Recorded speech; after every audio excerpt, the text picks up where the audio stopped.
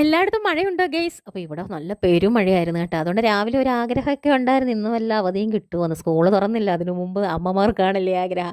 അപ്പം ഈ വർഷത്തെ ആദ്യത്തെ ലഞ്ച് ബോക്സാണ് ആദ്യത്തിനും മറിയത്തിനും ഉള്ളത്. അപ്പോൾ ആദ്യം തന്നെ ടിഫിനകത്ത് നമ്മൾ ടൊമാറ്റോ മുറുക്കാണ് വെച്ചേക്കുന്നത്, പിന്നെ വെള്ളമാക്കി രണ്ടുപേർക്കും കൊടുക്കുന്നുണ്ട്. പിന്നെ ആണെങ്കിൽ ചോറാണ് വെച്ചത്. ആ മറിയത്തിന് ഈ പ്രാവശ്യം ചോറ് തന്നെ കൊടുത്തുവിടാമെന്ന് വിചാരിച്ചു. കാരണം അവൾ സ്കൂളിൽ പോയാൽ ടീച്ചർമാരെ പേടിച്ചെങ്കിൽ ഇച്ചിരി ചോറ് കഴിക്കുക.